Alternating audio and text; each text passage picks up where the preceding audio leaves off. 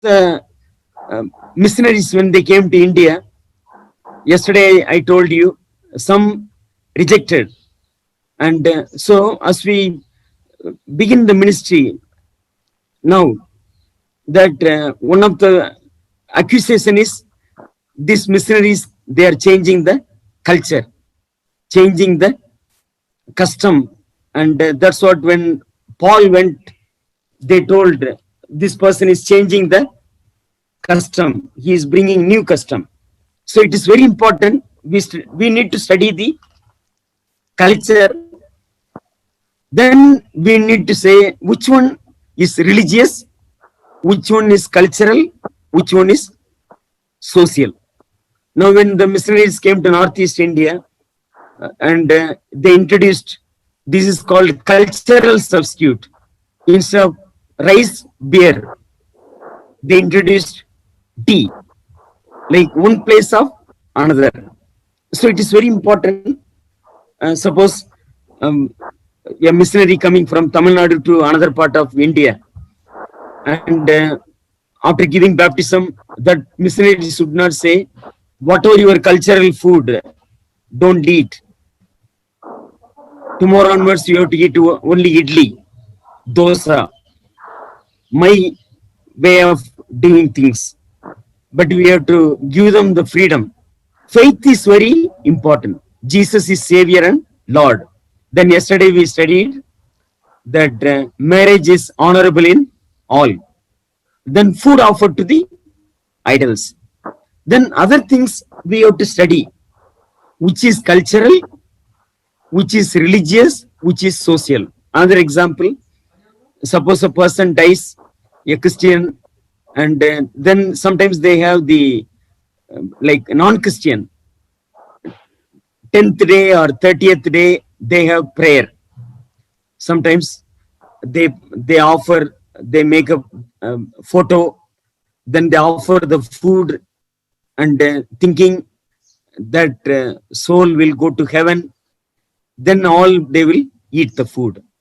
But when it comes to the believer, Christian, that Thanksgiving, okay, yeah, Lord, this person lived 70 years or 28 years or 100 years. We thank you for this family. We need to study which is religious, which is cultural, and which is social. Then we need to give them the freedom. And another thing, like in some culture, they are having 3 time food.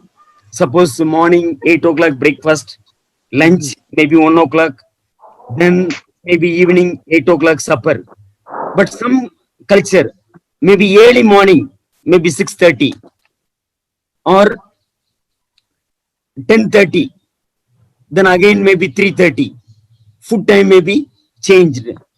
So that is nothing to do with the faith. It will not affect the faith. And so then another way, like food also, we have to give them the freedom to the people. God accepts all the food, and we have to give them the freedom, whether vegetarian or non-vegetarian. And so these are some of the things should not be a hindrance for the people to come to Christ and to take baptism. And it is very important. Deuteronomy chapter 7, 3 and 4. Yeah, anyone please read. Okay, I'll read for you. Deuteronomy chapter 7, 3 and 4. Do not intermarry with them.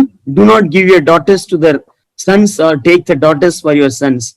For they will turn your children away from following me to serve other gods, and the Lord's anger will burn against you and will quickly destroy you.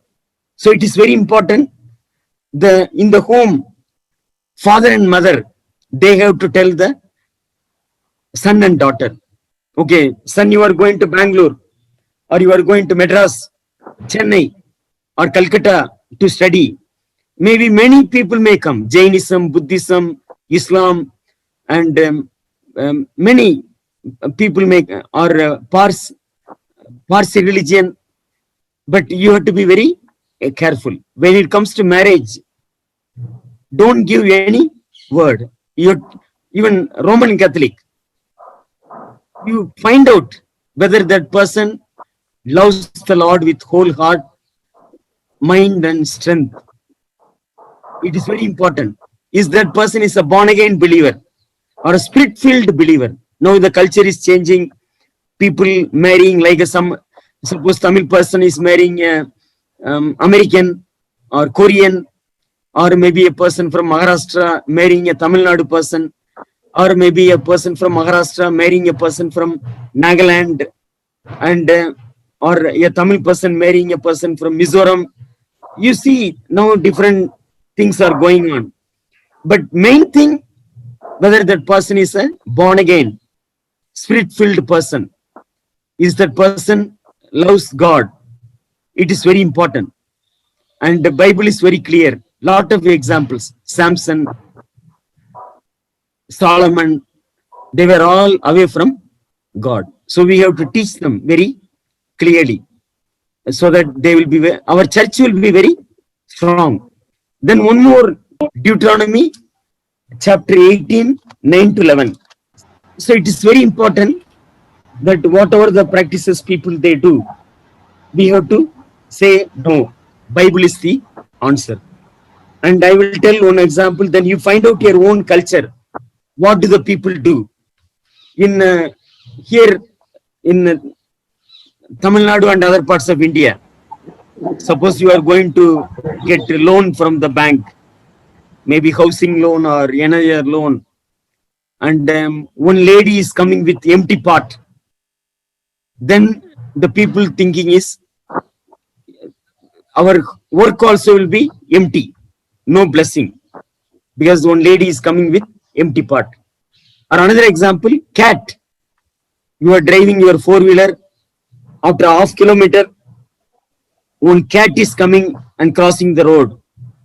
Then some people will think, if cat crosses the road, some accident may happen. Some people, they go back to their home, they sit maybe 10 minutes, again they take the vehicle. Suppose beginning they wanted to go left side, now they will go right side and go to their place. So some of the evil thing, some people, you find out in Korku culture, there is one belief, particular tree, particular wood, when they bring, they should not bring the front door. They have to bring to the back door. If they bring to the front door, someone may die in the village. So they have the belief, such kind of wood, they have to bring from the back door. You find out your own culture.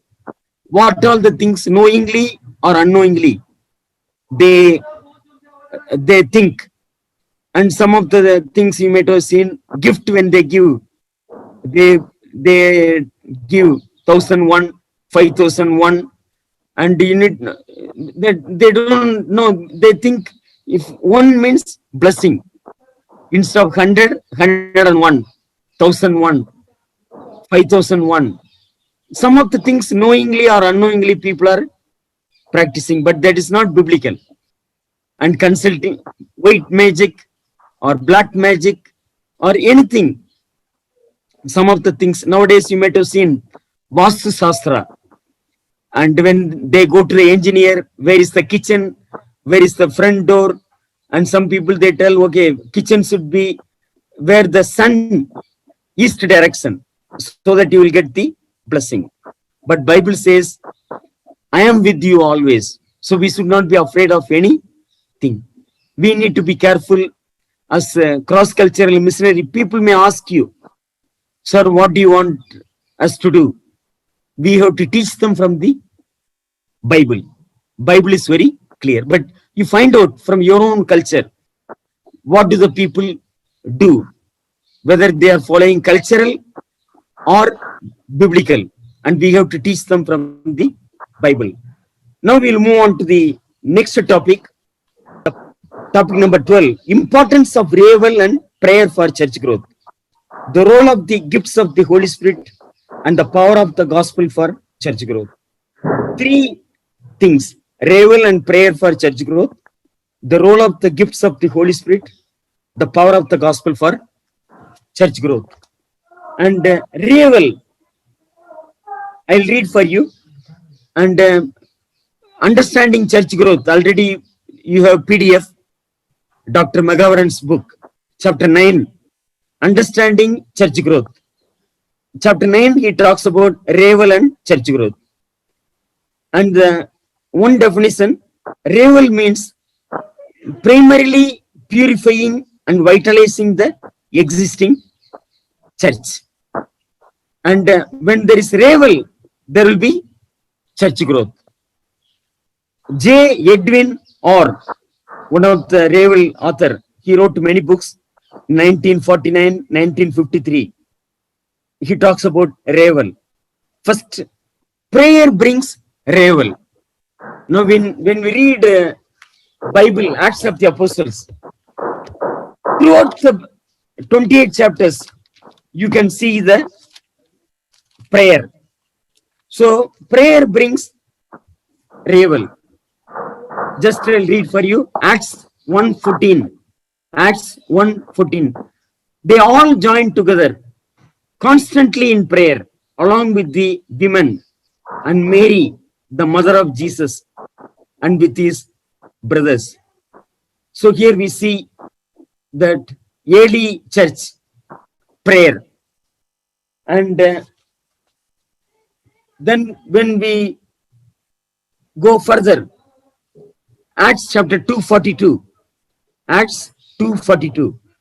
They devoted themselves to the apostles' teaching and to fellowship, to the breaking bread and to prayer. So we see that throughout the book, throughout Acts, prayer. And so it is very important. Even Acts 13, that Antioch church, fasting and prayer. Acts 13:3. So after they had fasted and prayed, they placed their hands on them and sent them off. So when we read Acts of the Apostles about the power of the prayer, so prayer brings revival. Prayer for revival is not only like Korea. You might have read about Paul Yangicho, Pastor Paul Yangicho, and early morning 5 o'clock prayer and all. Any country, when we pray, God will do greater things. Revival is God's gift. Feeding on God's word is a precondition of revival. We need to meditate God's word. We need to read God's word. Then fifth one, revival leads to holy living. And when we know about Ezra, Nehemiah, they read God's word. People were weeping, crying, trembling. And there was great joy, confession, restitution. That's what Zacchaeus, he told, if I cheated anyone, I will return back. That's what restitution, asking sorry, confessing. And people say in Mizoram, when the gospel came, no lock. They used to tie the rope, tie the door with only rope. There's no robbery. No one will steal. Holy living. And that's the way, always connection. Revival, church growth. Revival, it will lead to love. Love God with all your heart, mind, soul, and strength. Love your neighbor as yourself. And longing for holy living. And you will not touch anyone's. Suppose someone misplaced 2,000 rupee note. As a believer, you will not touch. Jesus is the King of Kings and the Lord of Lords. The lions may lack, but those who trust in the Lord lack no good thing. God is my provider. I will not touch anyone's things. When we read the life of the believers, like Abraham, he said, I will lift up my hands, who is the maker of heaven and earth. Elijah, he told, that Elisa, he told Naaman, you take all your things, silver, gold, dress, I will lift up my hands. Paul, he said, I never coveted anyone's silver, gold, or dress. That's the way holy living. Then witness. You will not keep quiet. Jesus saved me. Jesus transformed me. You also accept Christ. Will someone read John 7:38? He that believeth on me, as the scripture had said, out of his belly shall flow rivers of living water. Thank you. Rivers of living water will overflow. And that's the way there is joy, peace. You will not keep quiet. And there is a song you might, you know, the things I used to do, I will do no more. And new life, dynamic life. That's what Revel, all over the world, Revel did great things. And another reason, Revel drives men and women to proclaim the gospel. And so when Revel comes, pride, ambition, selfishness, laziness, all will go away. And you will have the joy and peace. And in the history, 1935, in Maharashtra, a place called Yotmal, in Free Methodist Church, there was revival and tremendous outpouring of the Holy Spirit. And people, they proclaimed the gospel. So anywhere in the world, when the revival takes place, revival, the joy of new life, you will go and preach the gospel. People will give generously because they love the Lord with whole heart and mind and soul and strength. Like you might have heard about Moravian mission movement. Count Zinzendorf, okay? And he was the founder. One day, all the Moravian missionaries were singing songs. John Wesley was there. John Wesley asked, what is the secret? You are very joyfully, you are singing. They told, because of the Lord Jesus Christ. And John Wesley later accepted Jesus Christ as his personal savior and Lord.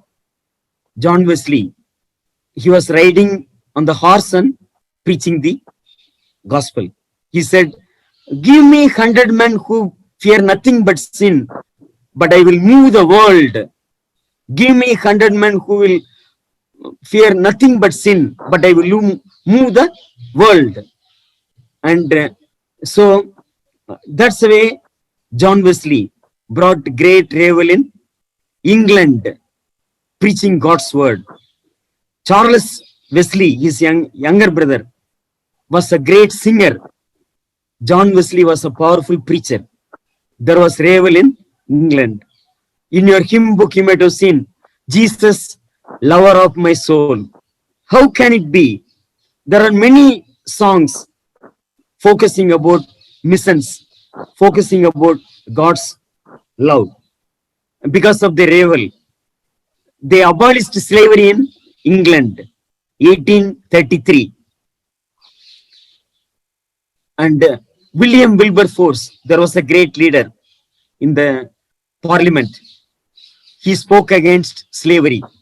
He said, we are all brothers and sisters. We should not buy the people like slaves. And they said, slavery is sin. It is not biblical. They abolished slavery in England. Then the revival spread to America. And so the gospel came to America. 1865, Abraham Lincoln, he abolished slavery in America. And that revival went to Germany. You might have read about Pietism movement. In that Pietism movement only, Danish Hele Mission, Ziegenbalg came to Tamil Nadu, 1706, July 9. So when the revival comes, mission will be there, preaching the gospel, going anywhere. Like when you read Moravian missionaries, Moravian mission movement in West Indies, there were people cutting sugar cane. If you want to win the people, sugar cane people, the slaves, you have to go as slave. But Moravian missionaries went as slaves to West Indies to preach the gospel. There is no guarantee you will come back to your country. But missionaries went as slaves to West Indies to preach the gospel. And so that's the way that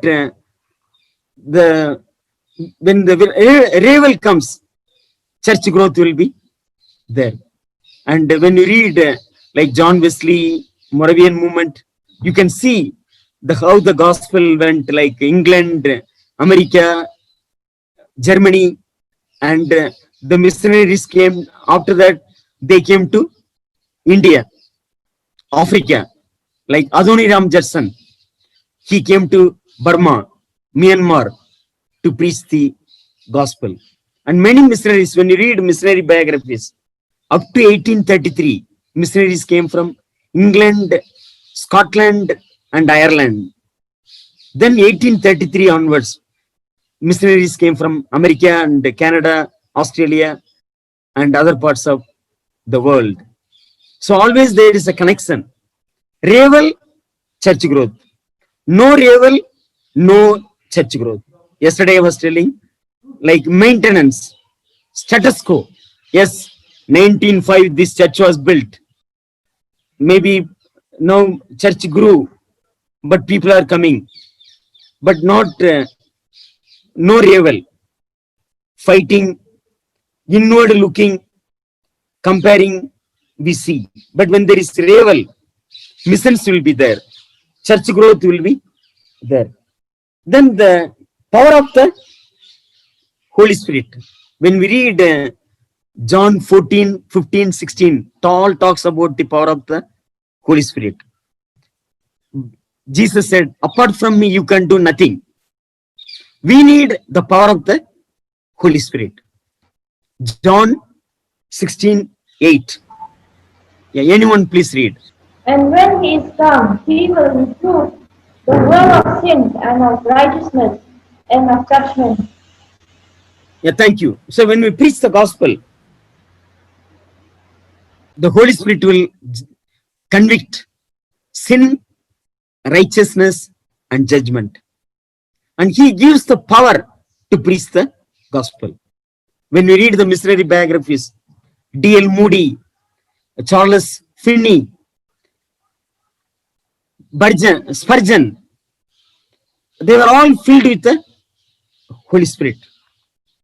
So Holy Spirit gives the power to go anywhere, to learn the language, to translate the Bible, to make grammar books. It is the power of the Holy Spirit. Like some churches, they emphasize, okay, born again. When you are born again, you are receiving the Holy Spirit. Then every day you have to refill. The Methodist Church, they talk about sanctification. First born again, second sanctification. At that time, you are filling with the Holy Spirit. Some, they emphasize speaking in tongues is the evidence for filling the Holy Spirit. And but everyone needs the power of the Holy Spirit. That's what it happened. Will someone read Acts 1:8? Acts 1:8.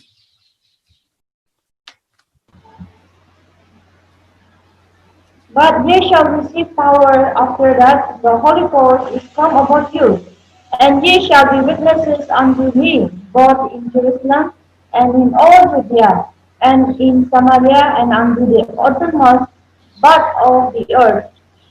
Yeah, thank you. So when the Holy Spirit comes on you, you will receive power. But you will receive power when the Holy Spirit comes on you. And you will be witnesses in Jerusalem and in all Judea and Samaria and to the ends of the earth. So when we read Acts of the Apostles, that's what we see. Stephen, powerful speech. Peter, Paul, Barnabas. We see after being filled with the Holy Spirit, God gave them boldness.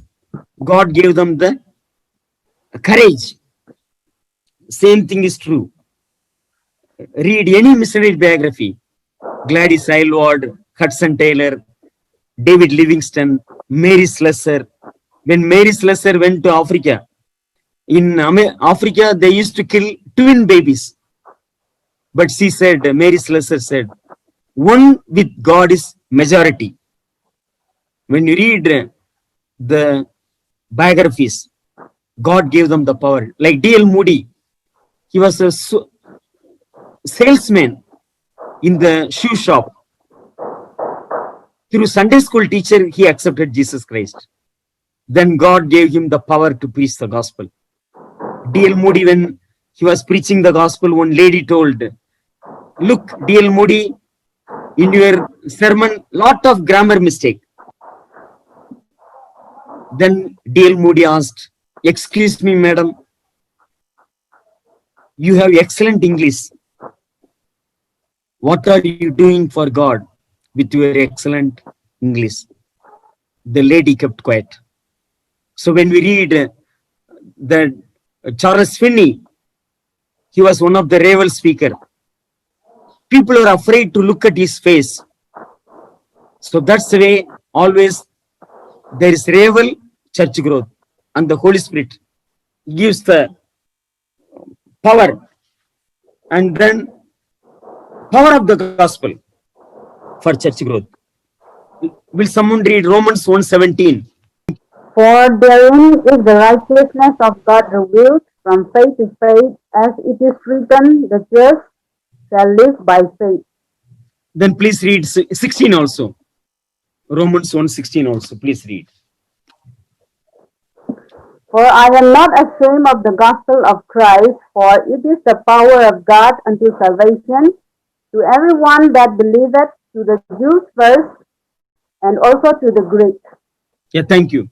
For I am not ashamed of the gospel, because it is the power of God that brings salvation to everyone who believes, first to the Jews, then to the Gentiles. So when we read, like gospel is like a dynamite. Like usually people, they use a dynamite to break the rock. That's the way the power of the gospel. And we read, last time I was telling you, in Acts of the Apostles, the gospel went to 32 countries, 54 cities, 9 islands. When we read this Acts 1 to 28, it has the power to go to any country. Look at the gospel came, like Ziegenball came 1706, July 9. William Carey came 1793. Then many missionaries came to India, Africa, China, Korea, Myanmar. Wherever the gospel went, it has the power. No more child marriage, no more drinking, no more fighting, no more sati, no more temple prostitute. We see the change in the individual life, family life, society life.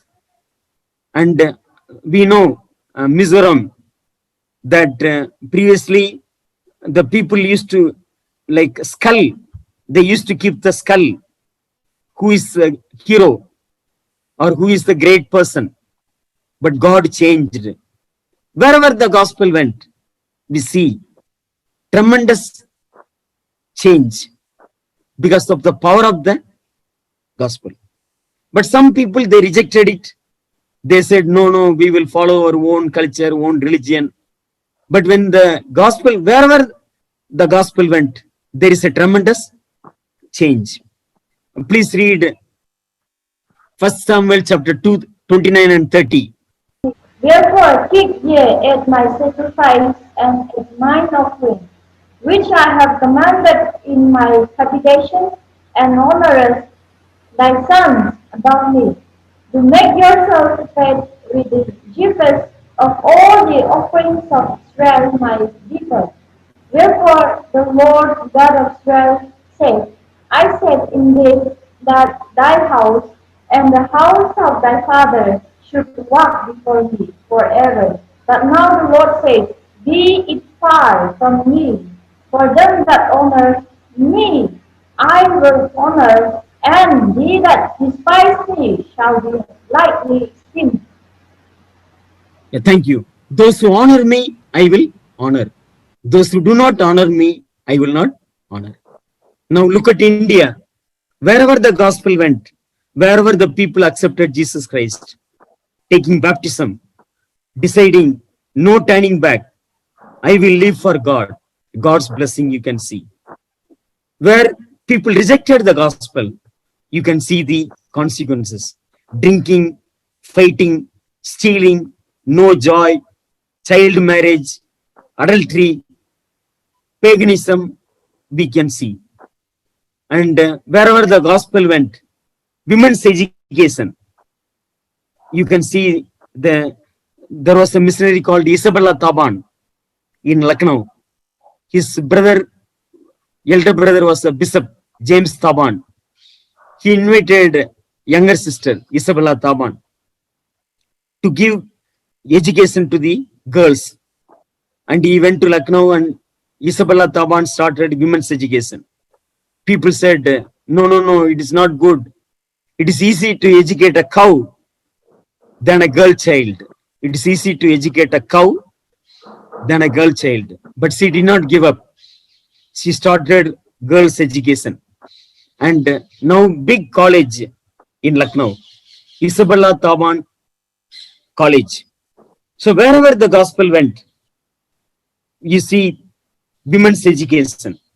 Someone said, if you educate a man, no, if you educate a boy, you educate a man. If you educate a girl, you educate a generation. That's what when you see the gospel, wherever it went, you can see the blessing. Korea, America, England, wherever the gospel went, you can see the change. That is the power of the gospel. And but we need people to go and people to pray, people to give liberally. That's why John Wesley said, earn as much as you can, save as much as you can, give as much as you can. When there is revival, you love God with all your heart, mind, soul, and strength. Suppose God says, son, you no need to go. Suppose you are a collector or you are an IPS officer.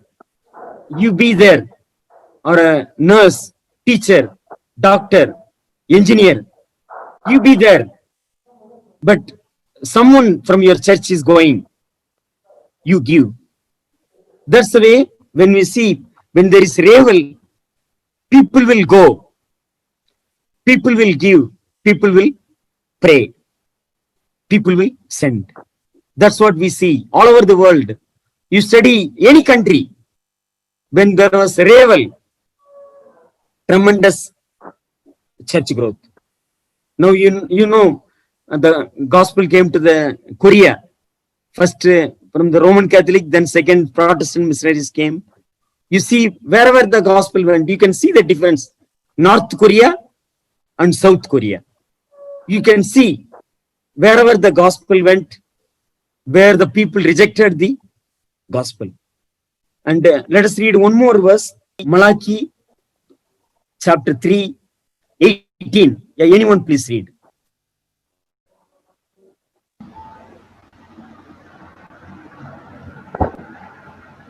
Then shall he return and discern between the righteous and the wicked, between him that serve God and him that serve him not. Yeah, thank you. And you will again see the distinction between the righteous and the wicked, between those who serve God and those who do not. And there is a distinction. You yourselves, when you observe your own place, wherever you are living, you will see the difference. Those who serve God and those who reject the gospel. And when you honor God, God will honor. And that's what the 1 Samuel chapter 2, 29 and 30. Eli's children did not honor God. Samuel's children did not honor God. Saul's children, some did not honor God. Saul did not honor God. David, King David, did not honor God, but he repented. Psalm 51. Then we see there was a change, because 2 Samuel 7:16, Davidic covenant. Because of that Davidic covenant, God was faithful. But very clear, those who honor me, I will honor. You see any country, you can see the difference. Some of the people rejected the gospel, but some they followed, they accepted. Some of the Christian homes you might have seen, women's education very high, IPS, IAS, MSc, PhD, and you can see the tremendous, you can see another community, but they rejected the gospel. Less education. You see no change in the society, selfishness, fighting. You can see drinking, gambling. But here you can see joy, holiness, generous giving, good education, BSc nursing, MSc nursing. You can see the higher education. And because of the gospel in India, tremendous change you can see. And wherever the missionaries, they did remarkable ministry because of the gospel. You can see the change, you can see the thing. And so we need to thank God for the power of the gospel. And like dynamite, it can break anyone's heart, any country or any culture. Now we'll move on to another topic. The significance of planning and goal setting in church planting. I do not know about your own church. You find out, do they have plan, goal setting? Suppose New Year, beginning of the New Year, maybe New Year day you are busy, but at least the first week you can plan. Okay, this is the plan for this year. And so you have to plan what is your goal for the particular year.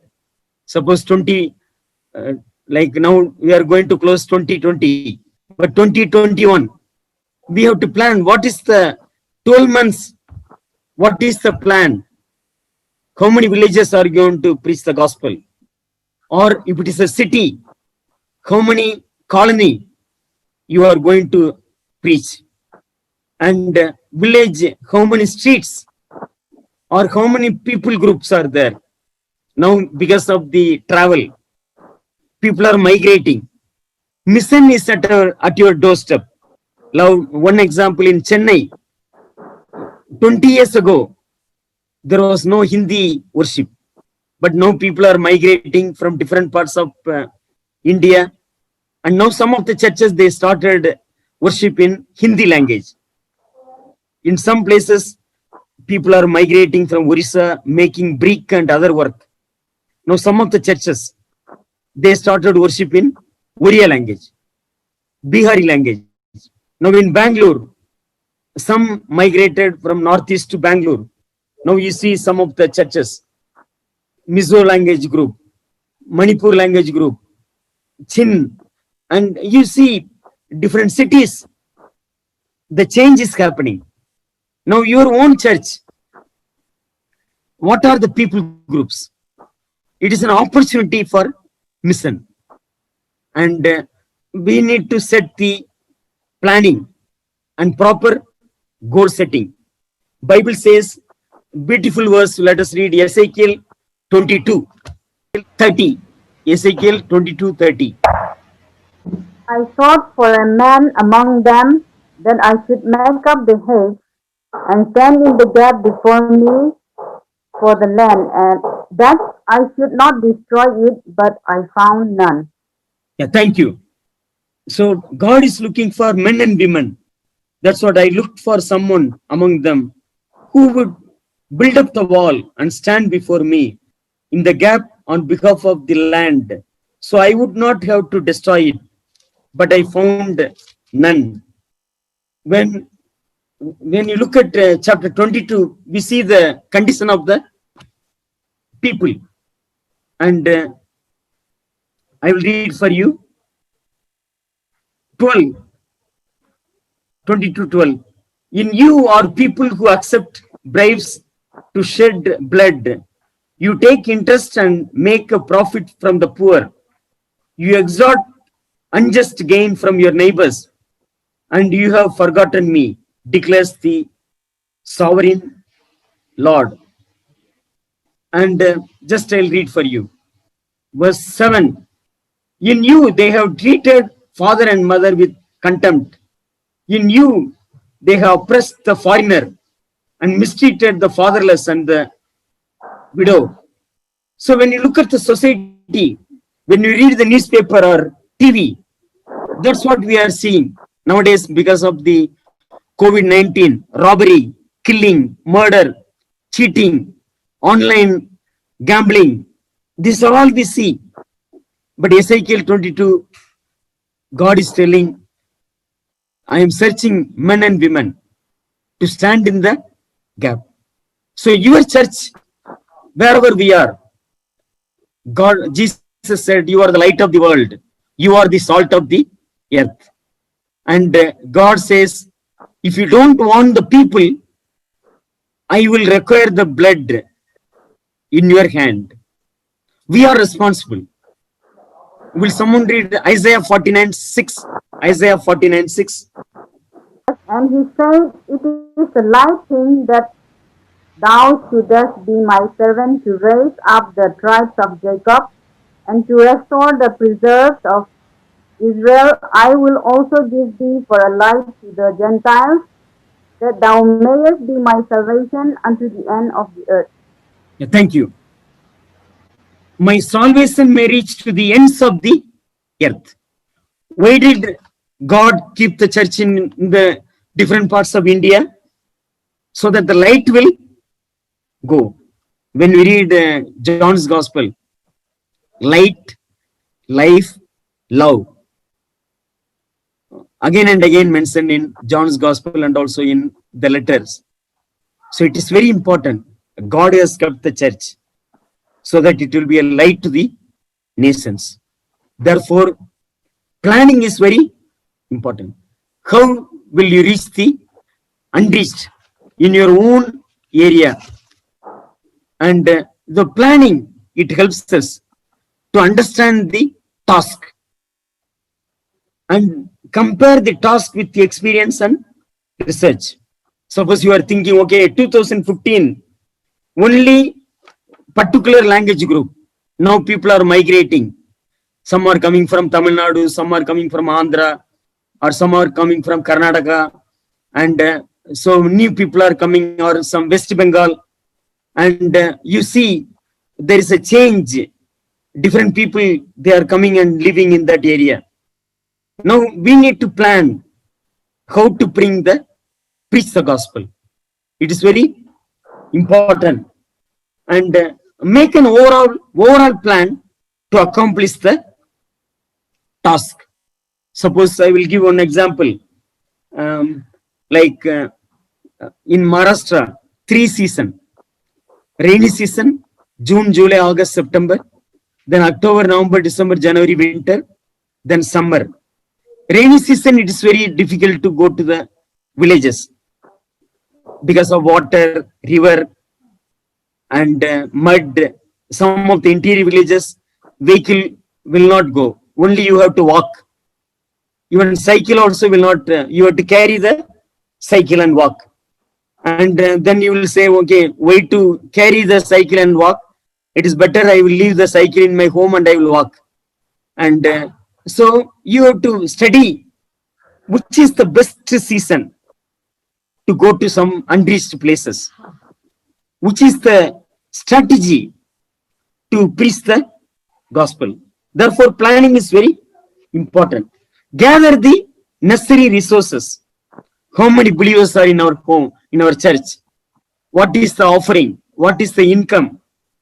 And what are the plans? It is very important. Then fifth one, execute the plan. Then sixth one, learn from experience. And so that's the way planning is very important. Like planning a blueprint for the future. And planning, it helps taking risk for God. It is very important. Or another maybe, suppose in your area, maybe 500 Tamil people are there. Maybe they are doing some business. Maybe idli, or some they may be sweet, or some other business. Suppose in your own church, if someone says, okay, I will learn Tamil language, I will preach the gospel. Or another alternative, you can invite someone. And okay, we can tell, okay, from our church, we will give you 10,000 rupees. You take a rented house. You preach the gospel to this, your own language group. So that way we can reach that group. Maybe another person, maybe Bengali language. You can find out, okay, Calcutta Bible College. Sir, we need some good graduate to preach the gospel to the Bengali language group. So that's the way you have to plan. You have to make the goal. And it is very important. Goal setting and planning is very important. And I will read for you. Plans are powerful. Tools for communication gives us a better understanding of why we succeeded as. Then heightens the sense of community and the body of Christ. Suppose in your church you can write, we are planning to distribute maybe 5,000 tracts or 100 New Testament, or we are going to reach this particular colony, this new. So then everyone can pray in the church. We can tell the people, this is our plan for December. During Christmas time, we are going to reach 10 new places and we'll preach the gospel. And so that way, before that, many people can pray. God will give the wisdom. Or someone may say, okay, you are going to this 10 villages. I will sponsor all the expense for one village. Then you can challenge the people in the church. Okay, one brother or one sister has come forward. We need 9 more people. You can give as the Lord leads you. And so that's the way planning, it helps you. Planning, it enables the congregation to come together. And so that's the way that any church, planning and goal setting is very important. You are thinking, you are planning, you are acting, you are evaluating. Someone said, if you fail to plan, you are planning to fail. Please read Proverbs 14:8. The wisdom of the prudent is to understand his way, but the folly of fools is deceit. Yeah, thank you. The wisdom of the prudent is to give thought to their ways, but the folly of fools is deception. Then please read Proverbs 21:31. Proverbs 21:31. Anyone please pray. The horse is prepared against the day of battle, but safety is of the Lord. Yeah, thank you. There is no wisdom, no insight, no plan that can succeed against the Lord. So whatever we plan, God only blesses. And so you plan, you make goal, then you ask the congregation members to pray. Lord, this is our plan for the December. First, inside our church, how will you do the Christmas celebration? Second, outside the church, reaching the unreached. And otherwise, it is like a selfish believer. Bible says, I will require the blood of the people. Suppose people are going to hell, I will ask the blood from your hands, because you did not want the people. They died because of sin. And that's why Jesus said, you are the light of the world. You are the salt of the earth. It is very important. Planning and goal setting. And in 1792, William Carey, he challenged the people in England, expect great things from God, attempt great things for God. One man said, in the congregation, one elderly man said, sit down, young man. If the Lord wants to save the heathens, he will save them without you and me. It was in 1792, after forming Baptist Mission Society. But William Carey, he told the people, I am going to India. Those who are in India, England, pray for me. And the people prayed for him. 41 years, William Carey served in India. 1818, God used him to form Serampur University, BC. And he challenged the people because of the doctrine of predestination. The elderly person, he said, sit down, young man. If the Lord wants to save the heathens, he will save them without you and me. But he did not discourage. Same way, some people may discourage you. Suppose you are telling, Lord, sir, there are 1,000 Tamil people are there. Why don't you do something for these people? They are all unbelievers. They are worshipping different gods. Or some other people group, Bengal, or some from Bihar, or any other part of India, or any other part of the world. And we have to pray. First of all, survey. How many people, what language do they speak? How many can read and write? And all afterwards, you plan how you will reach the group. And so it is very important. Strategically, we have to reach the people. That's what, when we read William Carey, Africa, David Livingstone, they did planning, goal, and they achieved. A lot of disturbance, lot of problems, but God was with them. Please read Isaiah 43:13. Yeah, before the day I am He, and there is none that can deliver out of my hand. I will work, and who shall let it? Yeah, thank you. Isaiah 43:13. Yes, and from ancient days I am He. No one can deliver out of my hand. When I act, who can reverse it? Some translation says, when I act, who can hinder? No one can hinder. That's why Jesus said, I will build my church. And so that's the way that we need God's power. And I will read this, that William Carey, he preached from this, William Carey preached in London, Isaiah 54:2. Enlarge the place of your tent. Stretch your tent curtains wide. Do not hold back. Lengthen your cords. Strengthen your stakes. And so that's the way that when you tell some of the plan, People may discourage you. No, it will not happen. But whatever God has given,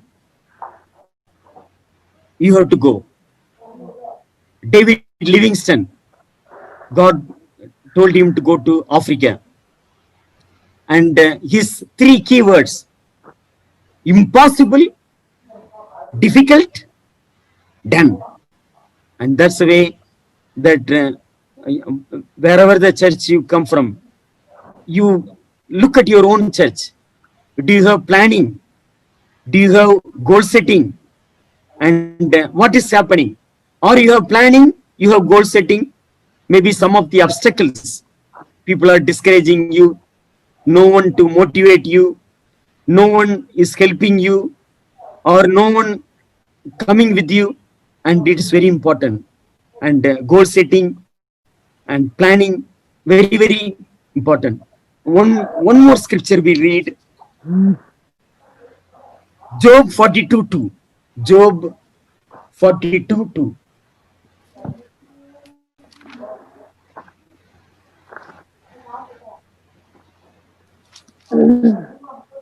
And I know that thou canst do everything, and that no thought can be withholden from thee.